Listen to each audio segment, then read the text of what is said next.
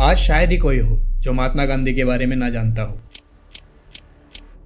इनके बारे में हम सभी को स्कूल और कॉलेजेस में ये पढ़ाया जाता है कि इन्होंने हमारे लिए सब कुछ त्याग दिया और कैसे उन्होंने हिंदू मुस्लिम को एक कर दिया और यहाँ से अंग्रेजों को भागने पर मजबूर कर दिया और हमें उनके नॉन वायलेंस मूवमेंट से आज़ादी मिल गई। पर सवाल उठता है कि फिर उन्हें गोडसे ने गोली क्यों मारी, और जब कश्मीर में पाकिस्तानी मिलिटेंट खून बहा रहे थे तब इन्होंने अनशन रखकर भूखे रहकर जबरदस्ती भारत से 50 करोड़ रुपए क्यों दिलाए। साथ ही साउथ अफ्रीका में इनकी मूर्ति क्यों तोड़ी गई, क्यों लोग इन्हें रेसिस्ट कह रहे हैं, और सबसे बड़ा सवाल इनके रहते भारत को दो हिस्सों में क्यों अलग कर दिया गया, और क्यों महात्मा होते हुए भी अपने से कम उम्र की लड़कियों के साथ गांधी जी नंगे सो गए।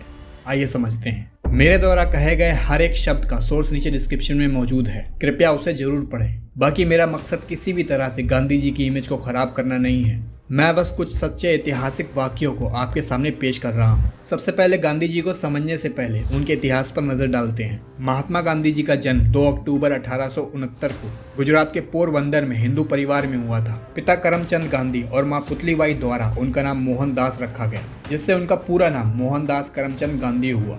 महात्मा गांधी की माता बहुत ही धार्मिक महिला थी, अतः उनका पालन वैष्णव मत को मानने वाले परिवार में हुआ था और उन पर जैन धर्म का भी गहरा प्रभाव रहा है। यही कारण था कि इसके प्रमुख सिद्धांत जैसे अहिंसा, आत्मशुद्धि और शाकाहार को उन्होंने अपने जीवन में उतारा था। 18 साल की उम्र में गांधी जी को वकील बनाने के लिए लंदन भेजा गया। वहां जाकर ये इंग्लिश जेंटलमैन बनने की कोशिश करते हैं, क्योंकि ये वहां के कल्चर का डांस, वायलिन और फ्रेंच सीखने के लिए क्लासेस लेते हैं। Gandhi's views on racism.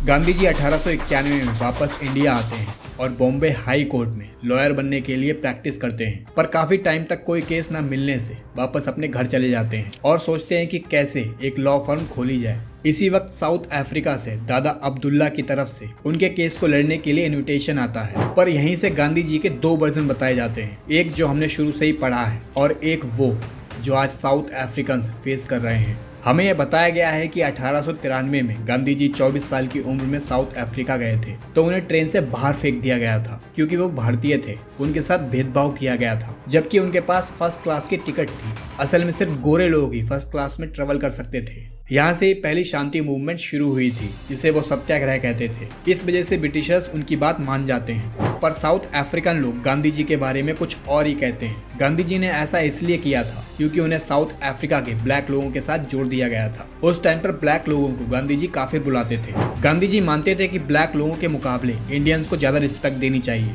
वो मानते थे कि अंग्रेज लोग और इंडियंस दोनों एक बराबर हैं, क्योंकि हम सब इंडो आर्यन हैं।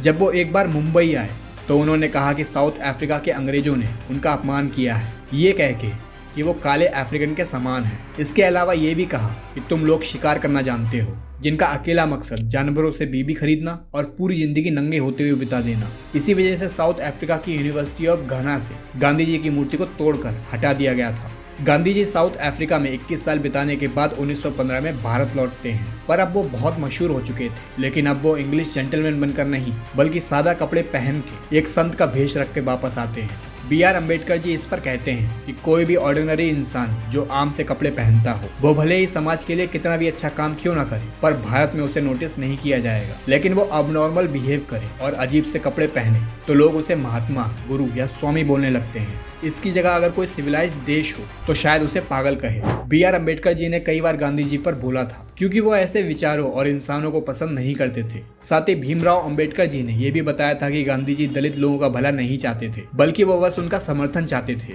हाँ, ये जरूर सच है कि गांधी जी ने छुआछूत को खत्म करा था और काफी आंदोलन भी किए थे, पर वो कास्ट सिस्टम को खत्म नहीं करना चाहते थे। गांधी जी ने लिखा था कि कास्ट सिस्टम हिंदू समाज के लिए मजबूती है और बहुत जरूरी है, क्योंकि इस वजह से समाज में ऑर्डर बना रहता है। गांधी जी ने कहा था कि फेयर कलर यानी गोरे लोग काले लोगों से बहुत सुप्रीम होते हैं और काले लोग मैले और जानवर की तरह होते हैं। साथ ही उनका सेक्स को लेकर अजीब ख्याल था।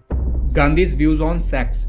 1946 में गांधी जी ने एक एक्सपेरिमेंट किया था कि वो अपनी पर्सनल डॉक्टर सुशीला नायर और मनु और आवा के साथ नंगे सोएंगे, जिसकी वजह से गांधी जी के कई समर्थक उनके खिलाफ हो गए थे। इसके बाद उनके 2 हेल्पर, स्टेनोग्राफर और बंगाली ट्रांसलेटर ने उनका आश्रम छोड़ दिया था। पर दोस्तों ऐसा गांधी जी ने किया क्यों था? असल में गांधी जी ब्रह्मचर्य जीवन 40 साल से जी रहे थे और उन्होंने ऐसा अपना मेंटल टेस्ट करने के लिए किया था, क्योंकि वो ये दिखाना चाहते थे कि वो अपनी इच्छाओं पे कितना कंट्रोल्ड है। गांधी जी मानते थे कि सेक्स का अकेला मकसद बच्चे पैदा करना होता है। वो मानते थे कि सेक्सुअल इच्छाएं किसी आदमी की सबसे बड़ी दुश्मन होती हैं और लड़कियों को भी ऐसी चीजों से दूर रहना चाहिए। इस चीज के लिए जवाहरलाल नेहरू ने भी बेन किंसले को बताया था, जो गांधी जी पर बायोपिक मूवी बनाने के लिए रिसर्च कर रहे थे। गांधी जी से जब ये पूछा गया कि ब्रिटिश गवर्नमेंट को भारत से खत्म कर देना चाहिए, तो गांधी जी ये कहते हैं कि हम ब्रिटिश शासन को समाप्त करके होने के लिए खड़े हैं और अगर हम चाहें भी तो भी भारत इसे खत्म नहीं कर सकता। साथ ही वो ये भी मानते थे कि शायद ब्रिटिशर्स हमें समझ नहीं पा रहे हैं। अगर वो एक बार हमें समझ जाए तो वो हमें फ्री डोमिनेशंस कॉमनवेल्थ में ले लेंगे। 1914 में पहला विश्व युद्ध शुरू होता है और यहाँ भारत में गांधी जी कैंप्स लगाते हैं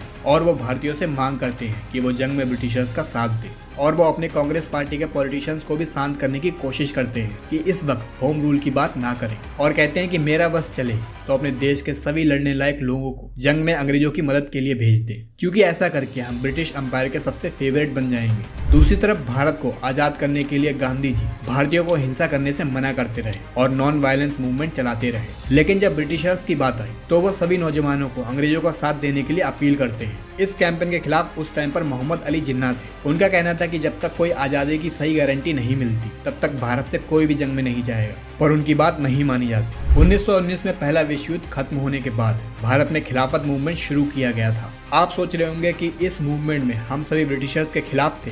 असल में टर्की में ऑटमन एम्पायर टूटने से खलीफा का सिस्टम खत्म कर दिया गया था, इसलिए खलीफा को हटाए जाने पर कुछ इंडियन मुस्लिम प्रोटेस्ट कर रहे थे। ऐसे में महात्मा गांधी जी भी उनका साथ देते हैं, जिससे यह मूवमेंट काफी बड़ा हो गया था। इस मूवमेंट को गांधी जी की बायोपिक में ऐसे दिखाया गया है कि हिंदू और मुस्लिम ब्रिटिश के खिलाफ एक साथ होकर लड़ रहे हैं, पर ऐसा बिल्कुल नहीं था। दोनों कम्युनिटीज के गोल्स अलग अलग थे। काफी इतिहासकार ये मानते हैं कि इंडियन मुस्लिम खुद को इस टाइम पर इंडियन न मानकर अरब से रिलेट करने लगे थे, क्योंकि इस मूवमेंट से लगभग सभी मुस्लिम अपनी पहचान बाहर अरब में खोजने लगे थे। मोहम्मद अली जिन्ना ने गांधी जी को इसके बारे में भी वार्न किया था कि आप जो भी खेल खेल रहे हैं उसका नतीजा आपको भी नहीं पता होगा कि क्या होगा। 1933 में यह मूवमेंट काफी जोर पकड़ जाता है और जिन्ना की बात सच हो जाती है। ऑल इंडिया मुस्लिम लीग इस मूवमेंट को लीड कर रही थी। इसके बाद पूरे भारत में हिंदू मुस्लिम दंगे छिड़ जाते हैं। दोनों तरफ काफी बड़ी संख्या में लोगों की जाने जाती हैं, पर गांधी जी ने एक भी स्टेटमेंट मुस्लिम लीग या मुस्लिम के लिए नहीं दिया। इसके उल्टा हिंदुओं के खिलाफ काफी कुछ कहा। कई लोग मानते हैं कि ऐसा इन्होंने मुस्लिम अपीसमेंट की पॉलिटिक्स के लिए किया था।